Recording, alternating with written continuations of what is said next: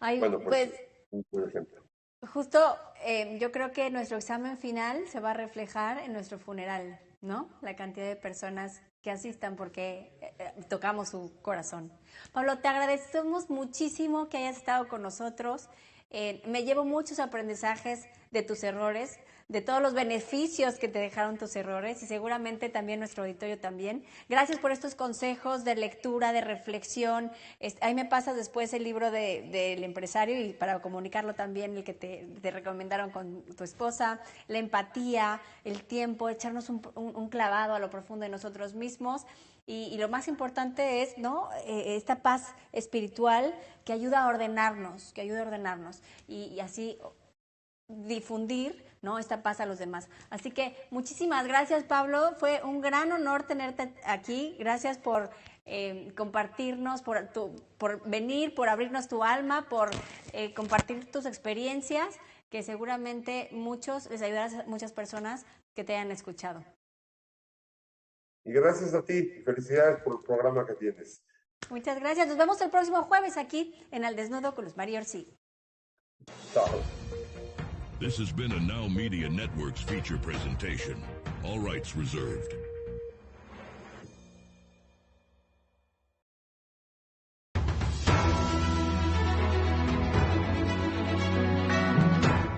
Broadcasting live from Houston, from the space city to the world. You are watching Now Media Television.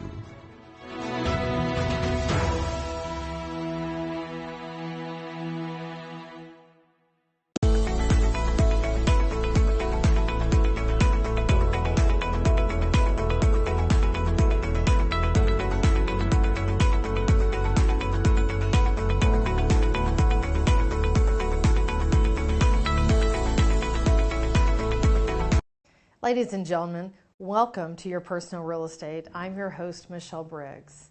Each show begins with meaningful insights, insightful commentary on various subjects, leaving you with a choice. Do you agree or not? We skim the surface of these intriguing subjects, urging you to dig deeper and form your own opinions. Today, I want to talk about having the courage to fail. This show has been my ultimate courage to fail, and I personally feel it's been a success. I've learned so much. I acknowledge that maybe not so much with my delivery, still working on that. You know, having that perfect lighting or that perfect set, stumbling on probably the beginning of each and every show, and I continue to have the courage to fail. It is part of who I am. The fear of failure is something that everyone experiences at some point in time in their lives. It can be scary. It can be tempting to avoid at all cost. But I believe that if we want to achieve things bigger than ourselves or what we've ever dreamed ourselves to be, we need to be willing to have the courage to fail. Now, failure can be a valuable learning experience. It can teach us what we need to do differently in the future. It can help us build a resilience and determination that we maybe did not even know about ourselves.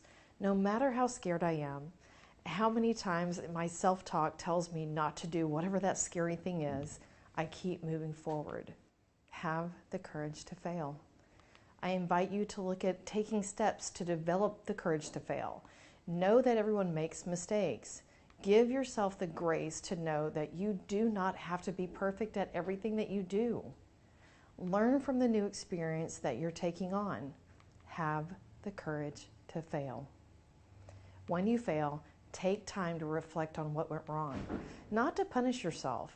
It is a higher level of emotional intelligence when you can look at who you could have been or what you could have done differently and what actions you will take to do it differently in the future. Have the courage to fail. Don't give up. Failure is not the end of the world. Keep trying until you succeed. Celebrate your successes, even the small ones. This will help you build your confidence and motivation. Self-love is priceless. Know that you're growing, evolving, learning. Have the courage to fail. Now, failure is something not to be feared. Embrace the opportunities to learn to grow. So if you're feeling scared to try something new, remember, failure is not the end of the world. It is just a step on the path of success. So I invite you to have the courage to fail. I will end with one of my favorite quotes. Success is not final. Failure is not fatal. It is the courage to continue that counts. Winston Churchill. And we'll be right back after this commercial break.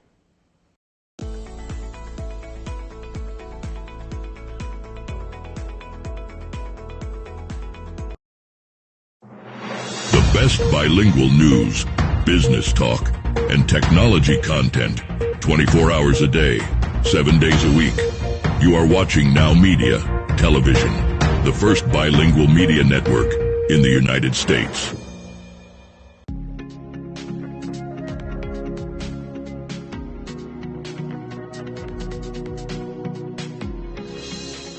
Nutripel Professional is a leader in the international hair cosmetics industry with more than 35 years of experience.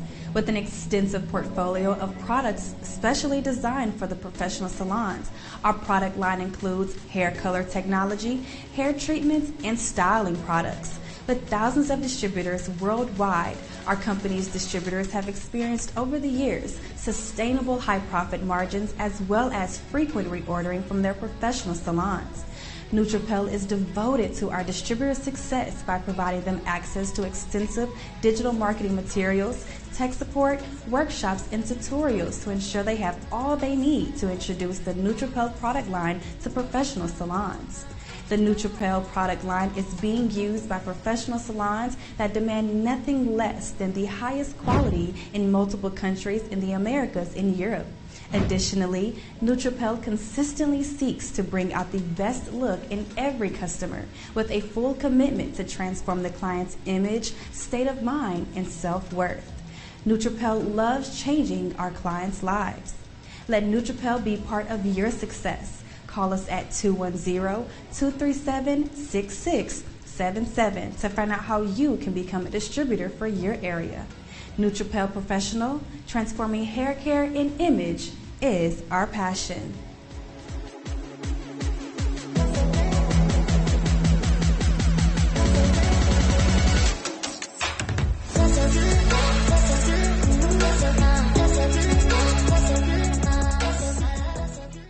El tema está en los países. Liderazgo y experiencia. Nuestro país debe meterse en las grandes discusiones y en los grandes debates. Son parte de una carrera exitosa. Juegan dos estados. Él es referente en el periodismo.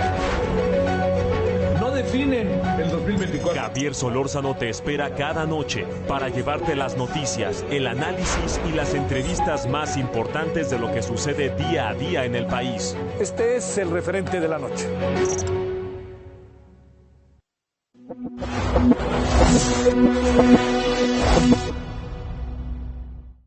República H, con Sofía García. Una república que necesita saber cuál es el camino correcto. En República H te diremos qué pasa en cada rincón del país. ¿Qué pasa en tu estado? ¿Qué hace tu gobernador, presidente municipal o alcalde en materia de seguridad, salud, desarrollo, economía o servicios básicos para atender a su población? Tenemos desplegados más de 70 corresponsales en todo el país y más allá de las fronteras. República H, de lunes a viernes a las 8 de la noche por Heraldo Televisión. Palitos y Bolitas es la catedral de la explicación. Este programa es la única parada que necesitas para entender los porqués y cómo de todo lo que pasa en México y el mundo. Lunes a viernes, 7 p.m. por Heraldo Televisión.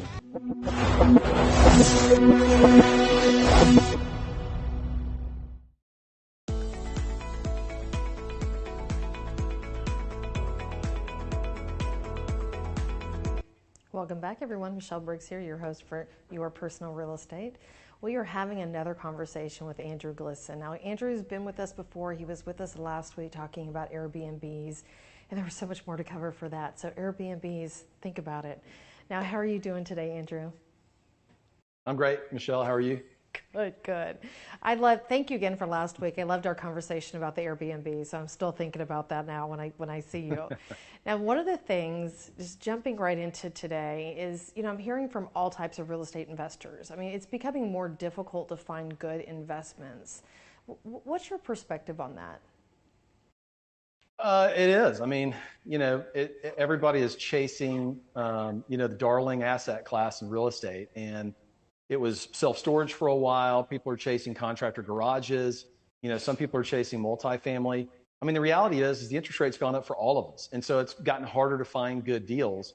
Pricing's gone up. So sellers have an unrealistic expectation in every single asset class across real estate about what their properties are worth. And the reality is that I'm going to run it through a calculator. I'm either going to make money or I'm not. And if I don't make money, then I'm not going to buy it. And so I think it has gotten harder. And there are still a lot of people that are willing to pay insane amounts of money for assets that don't generate a yield. And that always blows my mind. But I think, especially in the single family world, which is where I live, like every investment that I make in real estate is a single family home, which is 1 to 4 units. That's it. So my multifamily properties are 4plexes. That's it. And so, sellers want crazy amounts of money. Some sellers are realistic. A lot of sellers are crazy. But most of the investors that invest in single family are not very sophisticated. They don't use calculators. They have a simple, do I make cash flow off of this? And they don't put enough expenses in there. They don't know what their cash flow is. And so I think it's gotten very hard to make money on real estate. I have to look at 100 deals to buy one. I used to look at about 10 deals to buy one. And so, but I think there's a lot of people out there that are investing in single family that are that are buying assets that are not profitable at all. So yeah, I think it's gotten a lot harder. That was a long-winded answer. Sorry about that, but yeah. Now there's a lot of FOMO, the fear of missing out. When values went through the roof, last year, is that still happening? Yeah, especially in the single family space. I think there are a lot of people who are dying to get into real estate and they're willing to buy whatever it is, wherever it is, hoping that they're going to make money at some point. And hope is not a strategy. I say that all the time. You have to know what your numbers are going into deals. And people are just scared that they're not going to be able to get into real estate. So they're buying bad assets right now that don't pencil. And I'll tell you, institutional investors, I'm an institutional investor. When you get to a certain point, institutional investors, they run every single deal through a calculator and either makes sense or it doesn't make sense. I developed my own calculator. I use it. Every big institutional investor that buys homes at scale, they have their own calculator that they've developed that they use. They're unemotional about it. And so the fear of missing out, we're not buying houses right now. So if you're a single family rental investor, you got to take the lead from people like us. Slow down, be very intentional, be very cautious on the things that you're buying, and don't buy a bad deal right now at all. Save your money. There you go, save your money. Now, how are you underwriting deals to make sure it's actually a worthwhile investment? So we underwrite on a calculator. I mean, I built one. I have a course that I try to teach investors how to save their money, how to strategically buy real estate.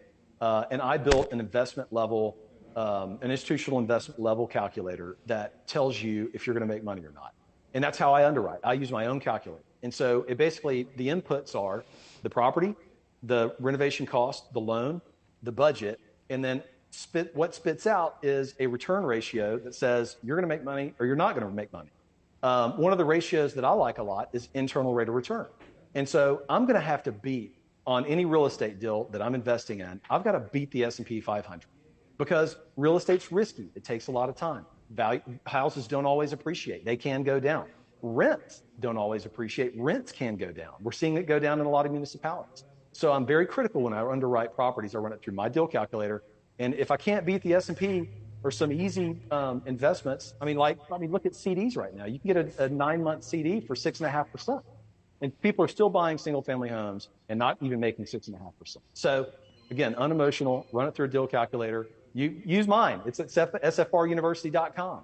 Use a deal calculator and make sure you're going to make money. That's how I underwrite deals. And I think everybody ought to do that same thing right. Yeah. So, sorry about that. Now, are there any tax incentives in place for single-family investors? Yeah. So, look, in the multifamily world, a lot of people will give tax incentives. Local municipalities do big deals and invest in real estate if you're doing heavy lift renovation projects. Unfortunately, unless you're buying single-family homes at scale and there's some sort of local municipality, you ought to ask those questions. Is there a tax incentive for me? I'm buying 15 houses or something like that.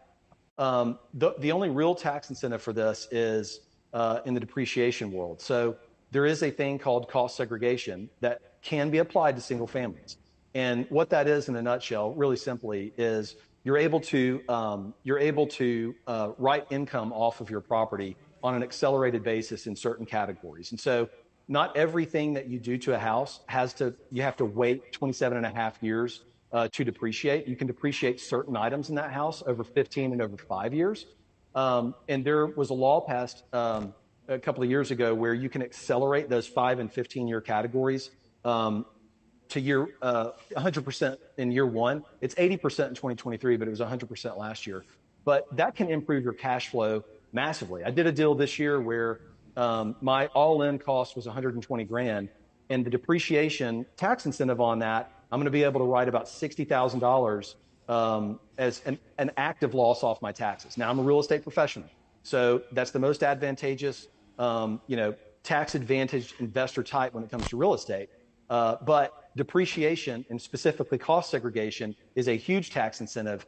And a lot of people don't know that that's out there for single family, but it makes a real material impact if you are a full-time real estate investor. Still can be impactful if you have passive, if you're a passive investor, but cost segregation is a big one. So talk us through the financing piece. I mean, how are you financing deals now? So it's a lot of cold calls. I mean, I'm cold calling, private lenders. I'm cold calling local banks. I'm cold calling regional banks. I have open dialogues with hard money lenders. It really is the financing piece. A lot of what I do is refinancing and financing portfolios, by 12, 24, 25 properties at a time. So I'm getting portfolio loans, which are commercial loan products. They're a 5-year loan product, amortized over 20 years. A lot of times it's prime, the prime rate plus, some points.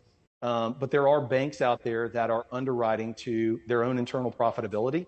And so, while some banks may be prime plus 1 and put you over 8 now, there are some banks that are still underwriting in the 7s because they're working off an internal profit spreadsheet. So you really have to jump on the phone, and you've got to do a lot of work on the phone, calling banks, calling every lender, keeping dialogues open, introducing those folks, to your company.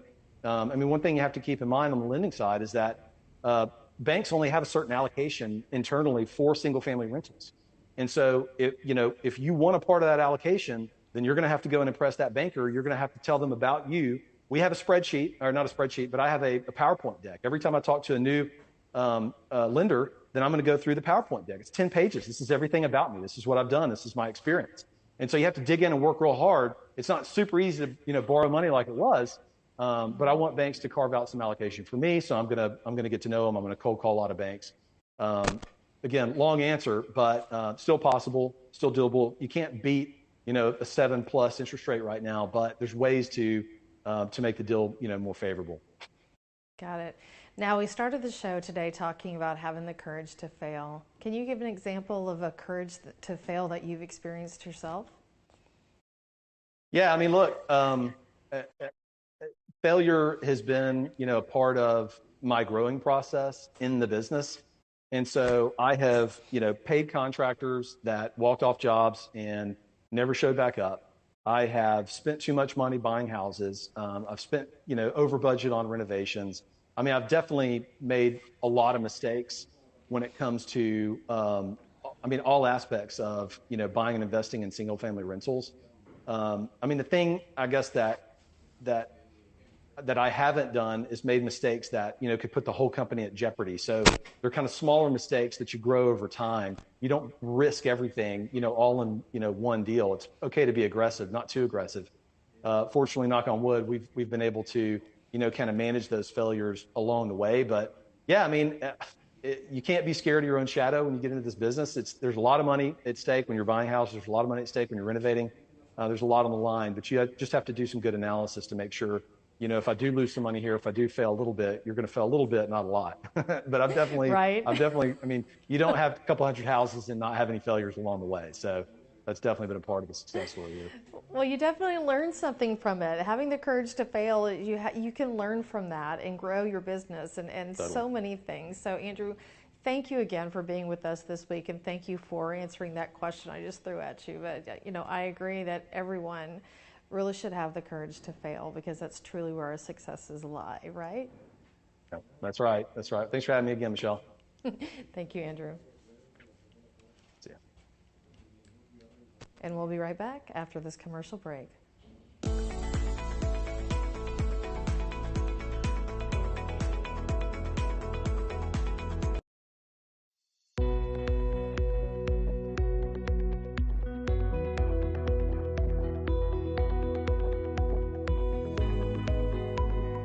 According to the FBI, a robbery occurs every 13 seconds. Homes and businesses without a reliable security system are 300% more likely to be burglarized.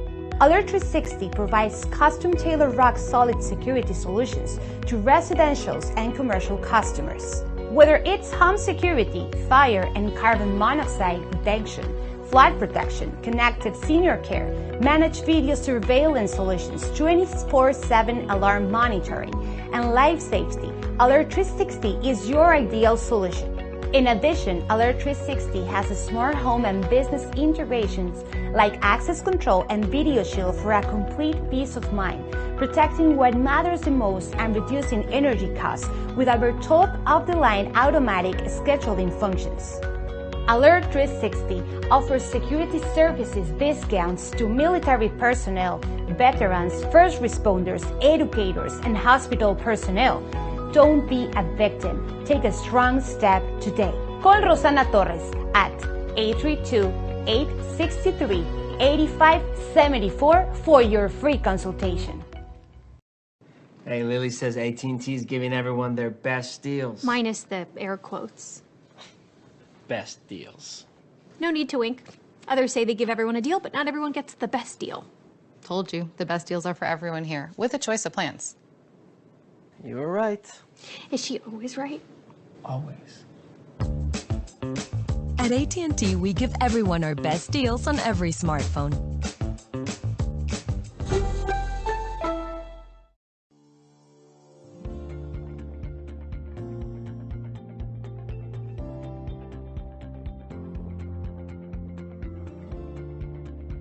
Hello, my name is Charles Sanders, and I'm a personal injury attorney with the Rose Sanders Law Firm, based in Texas and with offices in Houston, Dallas, McAllen, and El Paso.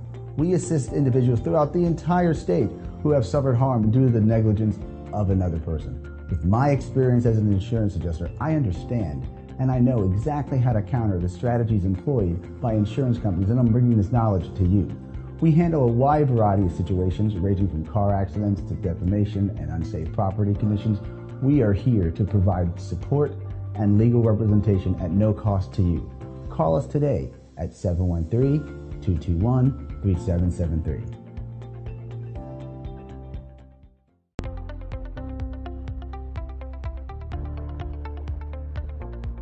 The tax and bookkeeping team is key to any successful business. At Gunderson's Bookkeeping, our passion is to help small business owners grow, be profitable, and to prosper. We specialize in supporting small to mid-sized business owners who want to hire a full-time or even a part-time bookkeeper, but just do not have the funds. In addition, we free business owners from the tedious tasks of bookkeeping and help them focus on their business operations, their growth, and profitability. Gunderson's Bookkeeping is your business solutions partner, offering a broad range of services to meet the needs of our clients. A profitable business needs accurate and reliable books, so take a strong step and call us today for your personal, no-risk consultation. Hey, are you a small business owner that's struggling to double or triple your revenue and profits? My name is Michael Rager. I'm your business guide with Teach Your Business to Fitch. Our success operating system will help you double or triple your profits every 2 to 3 years while actually maintaining some semblance of a home life. Call us at 713-201-5559 and we'll help you become a real success. The best bilingual news, business talk, and technology content 24 hours a day, 7 days a week. You are watching Now Media Television, the first bilingual media network in the United States. ¿Quieres tener el mejor recuerdo de bodas, original, exclusivo y fuera de lo común? Entra a www.larevistadetuboda.mx o visítanos en nuestra página de Instagram o Facebook. Descubre todo lo que puede quedar plasmado en el recuerdo que siempre soñaste. Reportajes, entrevistas, un diseño personalizado, sesiones fotográficas y mucho más. Solo en la revista de tu boda.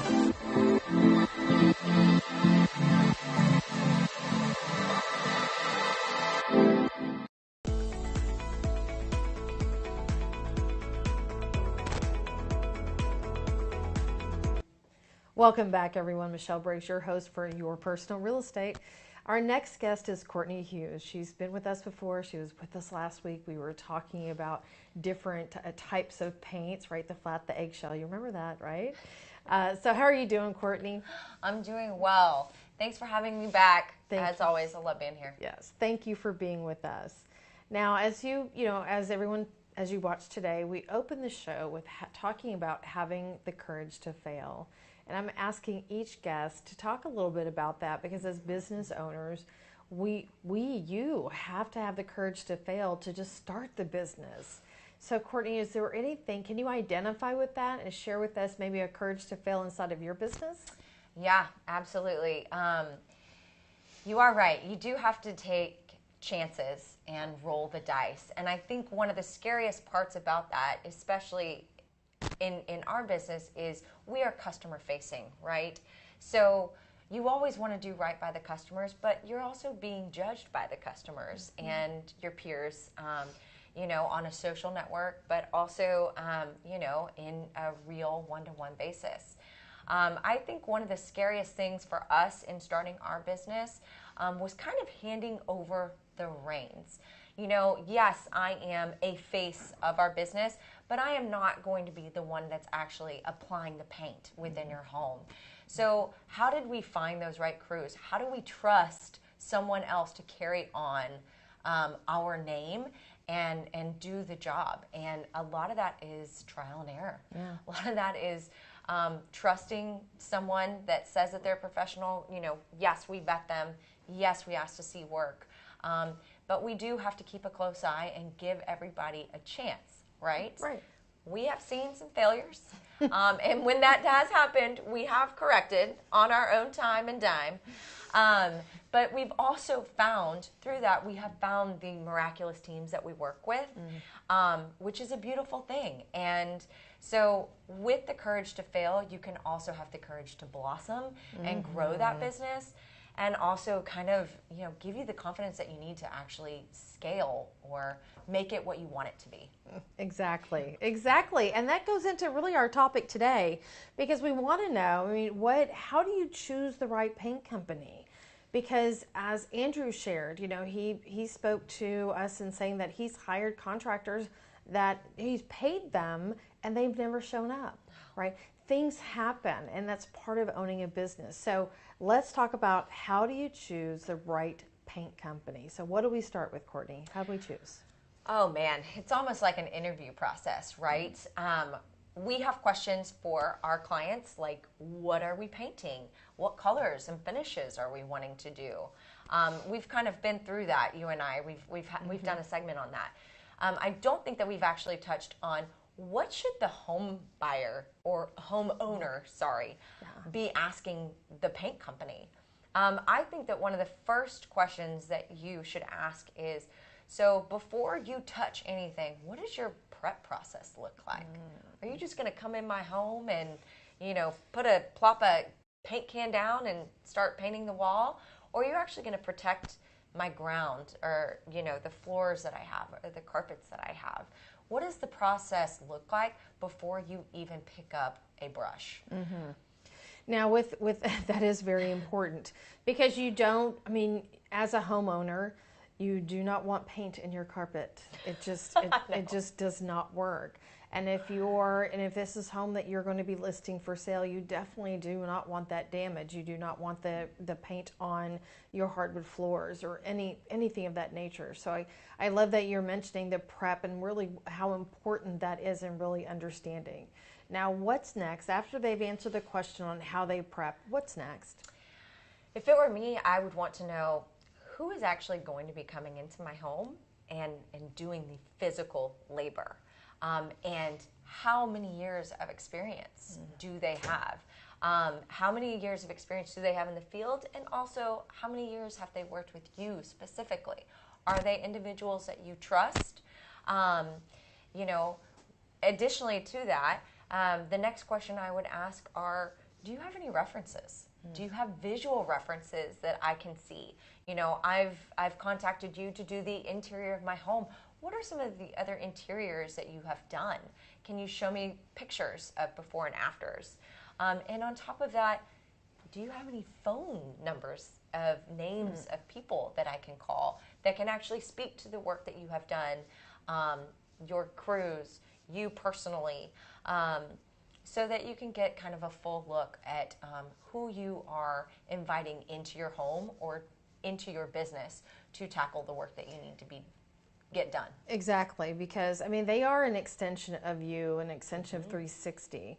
And when they meet you or meet a consultant or a team member, the integrity is there, the knowledge is there. But at the end of the day, like you said, Courtney's not going to be the one, right, brushing the paint on the wall. So you want to find out exactly who are they bringing in, who the subcontractors, are they insured, right? Is that another question to make sure that they're insured? Yes, look at you being on top of it. It's definitely a question that I would ask. And it's something that truly does separate 360 Painting from other competitors.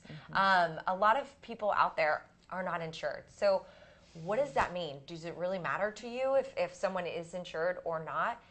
It should, because as a homeowner, if someone slips, you know, on a rug that isn't fastened to the ground properly, or, you know, God forbid something happen and, you know, they fall down the stairs, who does that fall upon? And it can get tricky. And the truth is, we are insured. Our guys are insured, so that if something does happen, we are able to step in and take care of our team. Not only our team, but also your home. What happens if we do get a paint drip on your carpet or on your curtains or on something, right? What happens? Well, again, we are insured for that purpose. So if there is some crazy accident, which I will say we do the prep work so that they're to mitigate that from the beginning, but say something does happen, everyone is, we are still human. We are insured so that, you know, we will take care of that and figure out a way to make it right, to clean it up, to repair or to replace. That is why you want a team that is insured. Right. And I don't, Courtney, I have not had the opportunity to work with you personally. But like I said, your referrals, your references. I mean, look at your website. I mean, and you say, you don't believe everything on the internet. Look at her website, because it speaks to who she is, who her business is, and the integrity that she has inside of that, and making sure that you are getting the best possible care. So after you found out they have their insurance and they are insured, and really everyone just call 360, but I'm just saying, like, well, what's next? I mean, you've asked about the prep work, you know that they're insured, they've told you who their team is or who they will be. What's next for that? I mean, the day of the job that's going to begin or when the contract is signed, like what's next after that conversation?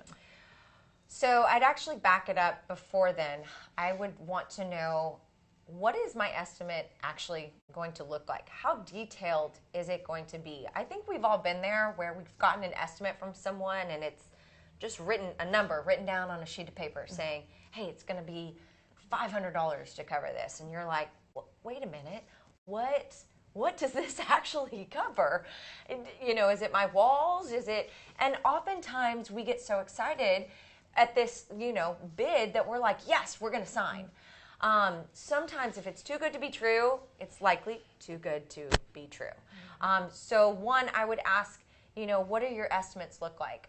For instance, 360, if you wanted us to come in and paint your interior, we are going to go room by room. We are going to capture a photo of the room in question. We will list, we are going to do baseboards, we are going to do your walls, we are going to do your crown molding, and then it'll list the number of coats that we are also going to do. Which leads me to my next question that I would ask. how many coats do you apply on the wall, and what paint are you actually going to put on my wall? I'll let her ask the question. yeah. I think that that's a really big question. There are specific paints that are backed by the manufacturer. Those are going to be your premium paints. And to be honest, we only use our premium paints because we want that extra layer of guarantee from the manufacturer that should this product fail after we have prepped and done everything properly, that you are going to come in and replace it on your own dime. Mm-hmm. I will tell you that we have not had that problem yet, which is a wonderful thing. But what paint are you going to do? And that goes back to let's make sure that we're using the right paint on the right substrate.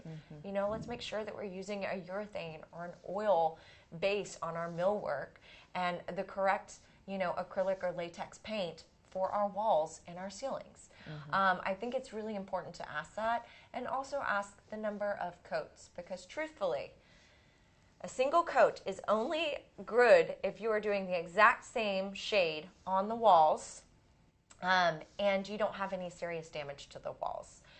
If you're just looking for a fresh and brightener, you can do a single coat, but typically you need 2 coats in order to get and achieve the color that you are looking to have on the walls.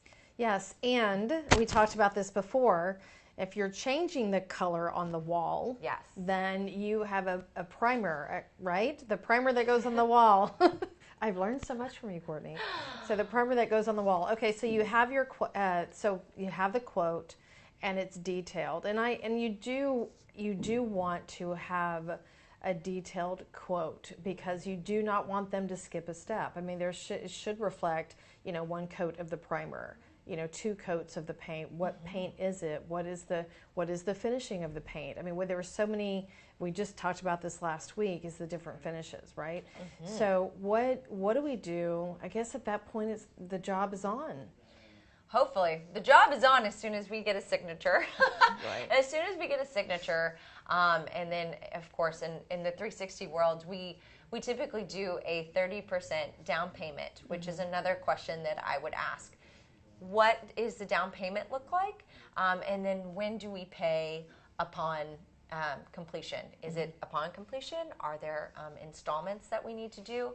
And that'll vary depending on every paint company that you work with. It also depends on the size of the job. If you own a 3-story, very large, 8,000 square foot home, we're not getting it done in a week. So it'll take a little bit of time. So at that point, yes, you should probably expect to have a down payment, installments, and then the rest upon completion. Another really great question I think that you should ask your painters is, what do you do to prepare the surfaces? I feel like oftentimes as homeowners, you're like, okay, I want my walls painted, and you may have large holes in the wall.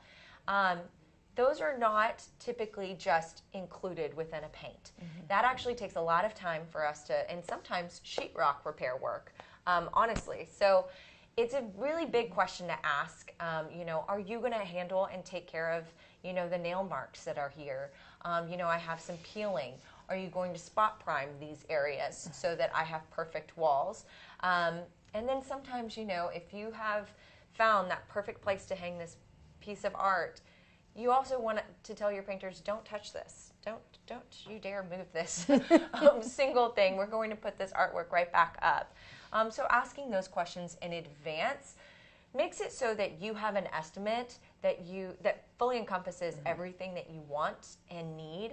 And it also ensures that the paint crews that come in know what they're doing, and that there's no surprises on either end, because nobody, and I repeat, nobody likes getting into a job and then saying, okay, we can do that, but it'll be an additional X amount. Mm-hmm. No one likes the nickel and dime feeling. We understand that.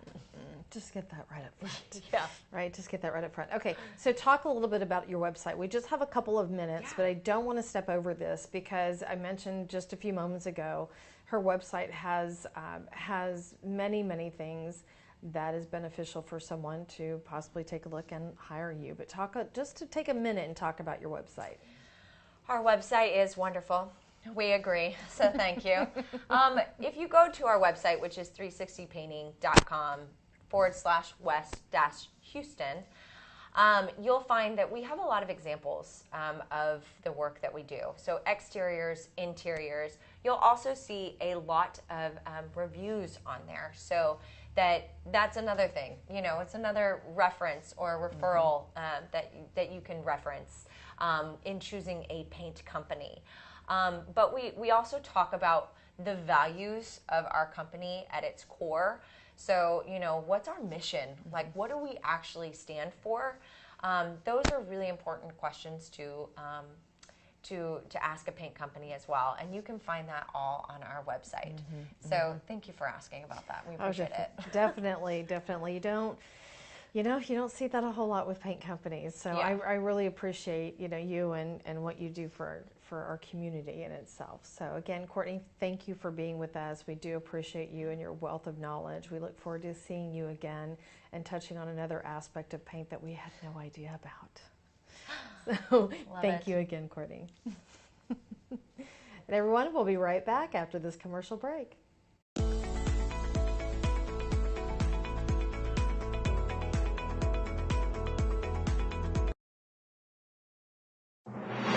Best bilingual news, business talk, and technology content 24 hours a day, 7 days a week. You are watching Now Media Television, the first bilingual media network in the United States.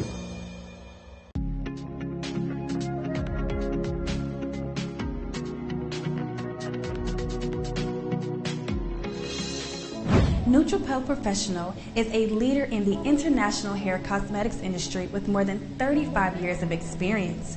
With an extensive portfolio of products specially designed for the professional salons, our product line includes hair color technology, hair treatments, and styling products. With thousands of distributors worldwide, our company's distributors have experienced over the years sustainable high profit margins as well as frequent reordering from their professional salons.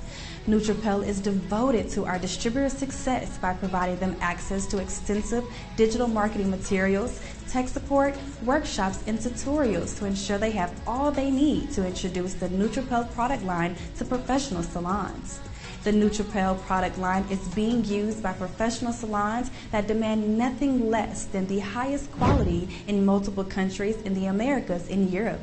Additionally, Nutripel consistently seeks to bring out the best look in every customer with a full commitment to transform the client's image, state of mind, and self-worth.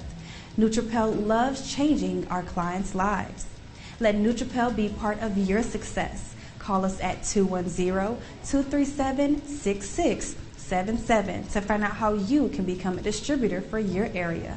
Nutripel Professional, transforming hair care and image is our passion.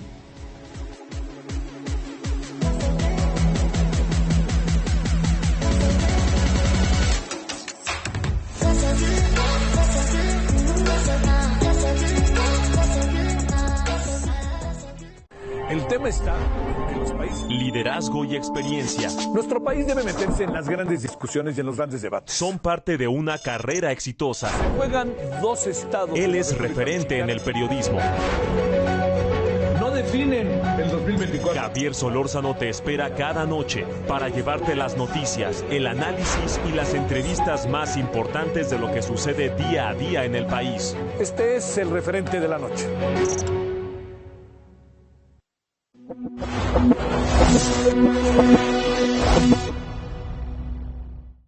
República H, con Sofía García. Una república que necesita saber cuál es el camino correcto. En República H te diremos qué pasa en cada rincón del país. ¿Qué pasa en tu estado? ¿Qué hace tu gobernador, presidente municipal o alcalde en materia de seguridad, salud, desarrollo, economía o servicios básicos para atender a su población? Tenemos desplegados más de 70 corresponsales en todo el país y más allá de las fronteras. República H, de lunes a viernes a las 8 de la noche por Heraldo Televisión. Palitos y Bolitas es la catedral de la explicación. Este programa es la única parada que necesitas para entender los porqués y cómo de todo lo que pasa en México y el mundo. Lunes a viernes, 7 p.m. por Heraldo Televisión.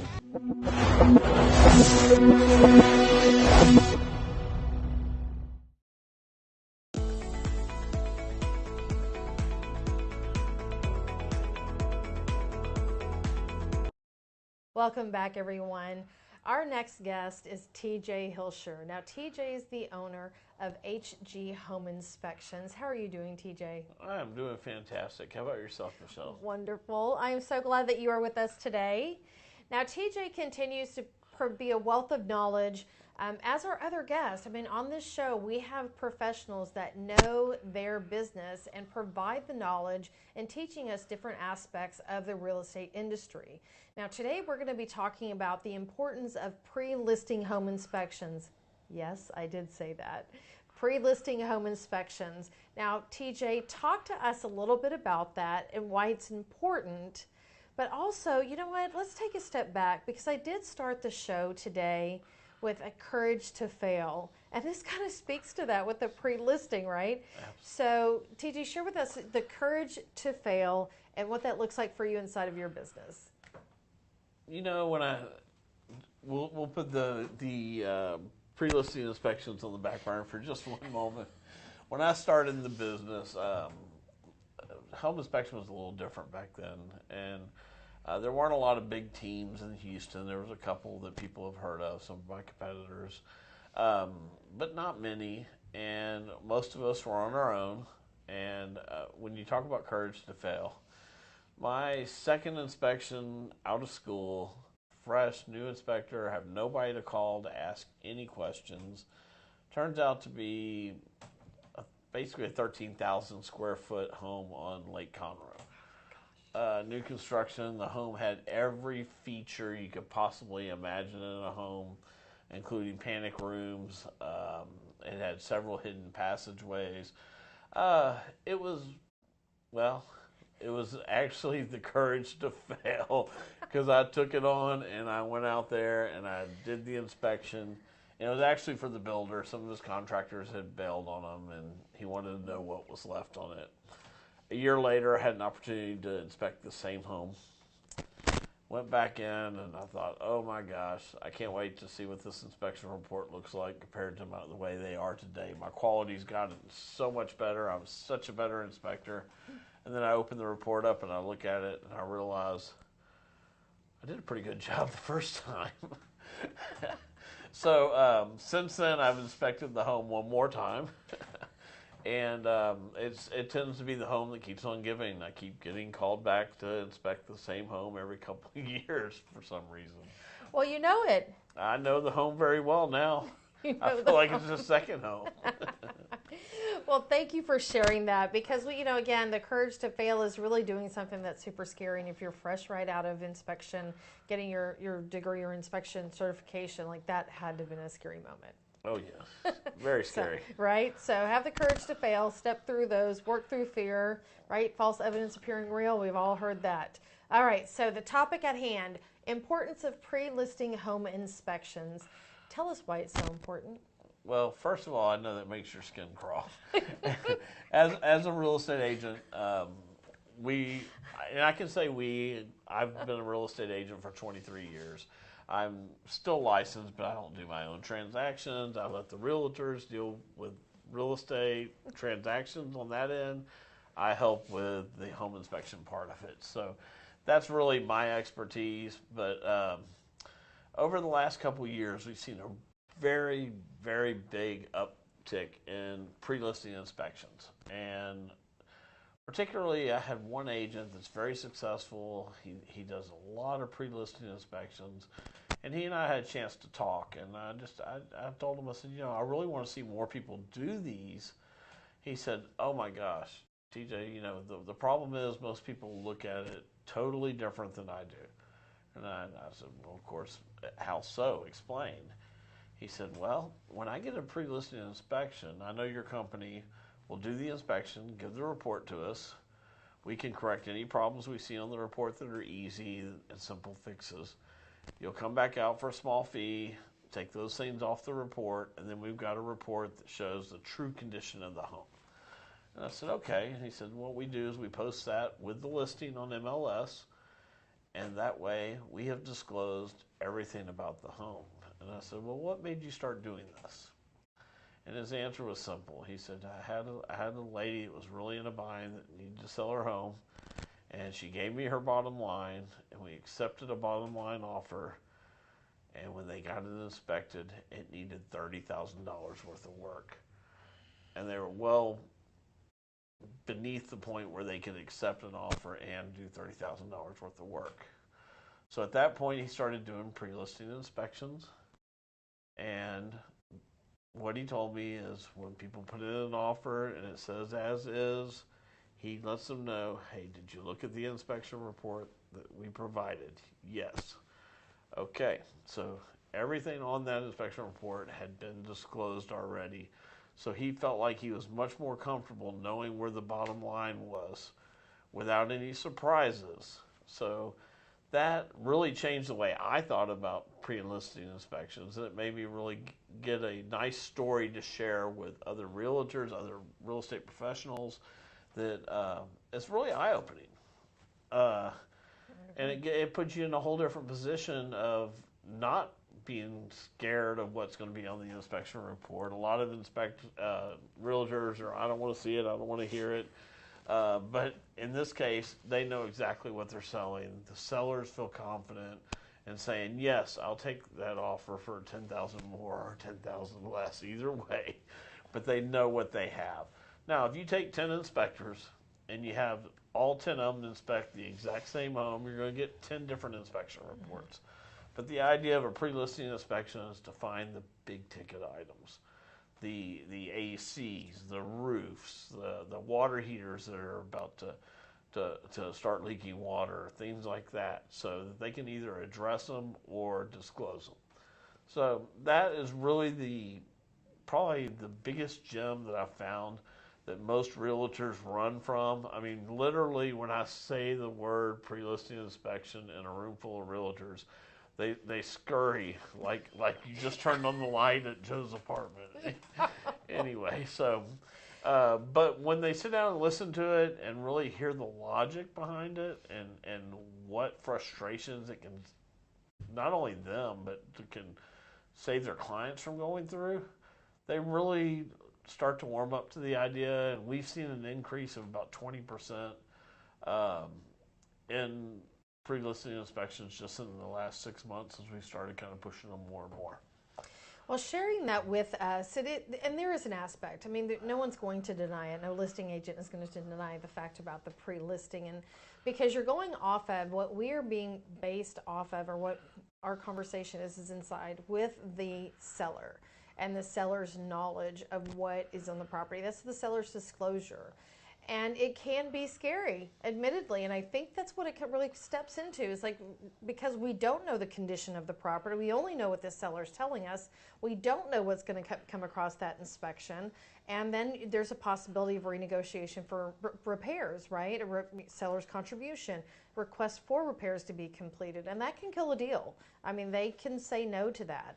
So the pre-listing home inspection, I can see how it is beneficial because, as you were saying, TJ, it is you know what it is. You have an opportunity to fix those items, be it safety issues, and be able to disclose that. So when the buyer comes in, they're gonna know. The realtor is gonna see what's needed. The buyer's gonna know what's needed, and to be able to really provide that offer price that's applicable to that listing or list price or to the disclosure. Would you agree?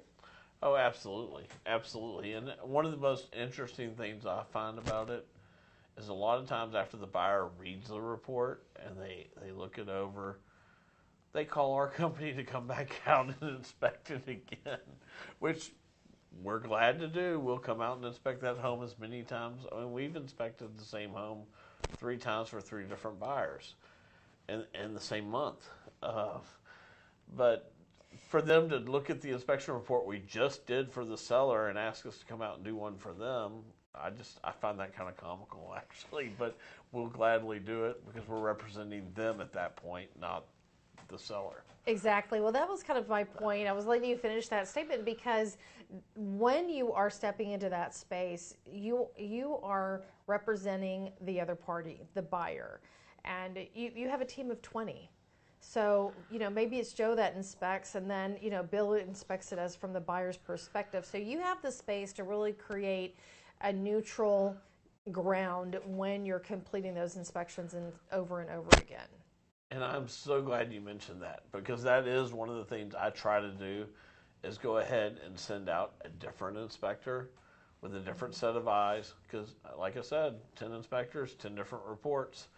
Of course, if those are in the public records on MLS, the other inspectors sometimes will go ahead and just glance at the report, but we don't put a lot of weight in it. We want to go out there with fresh eyes and give the best report we can. So if he happens to find something totally different, we're going to do that. So it makes both sides feel very comfortable that we send out different inspectors. So yeah, I know he does that. That's why I mentioned that.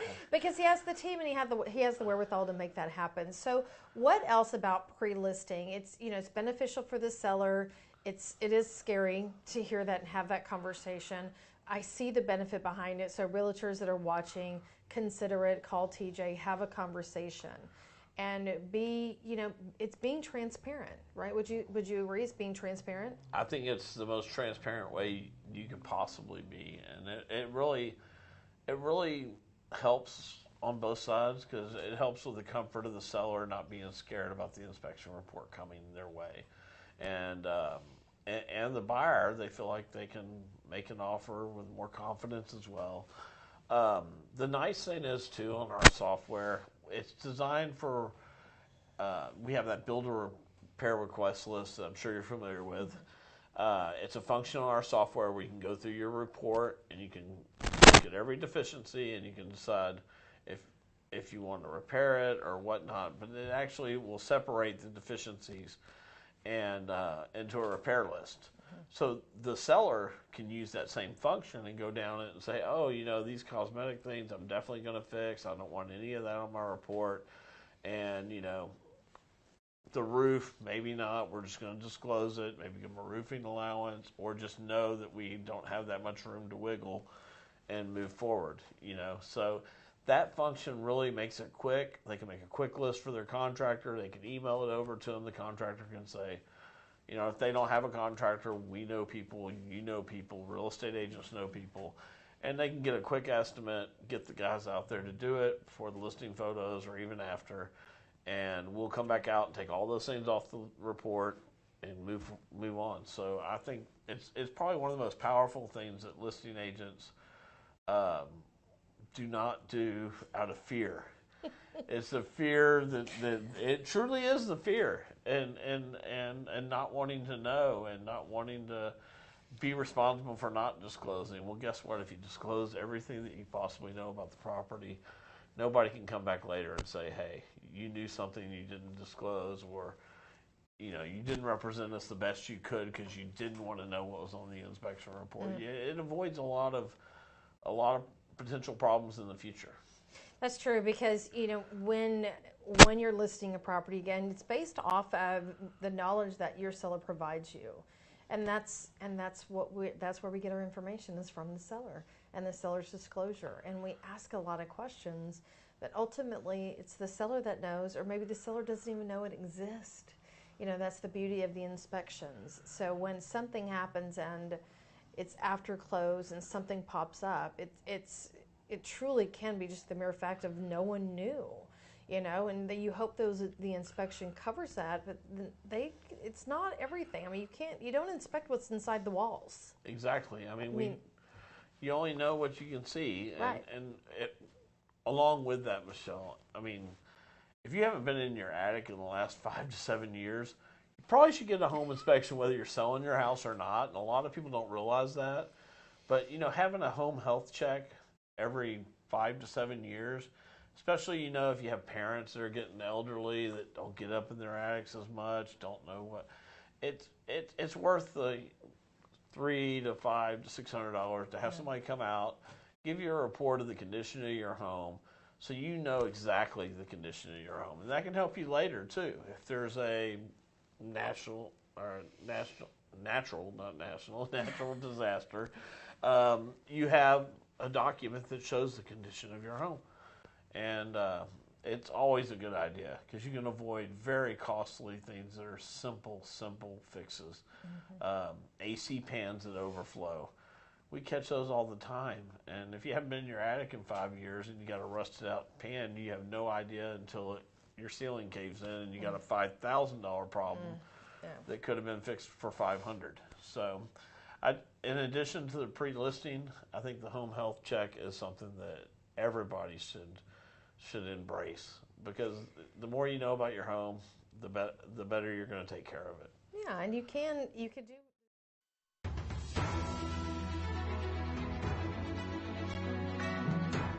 Broadcasting live from Houston, from the space city to the world, you are watching Now Media Television.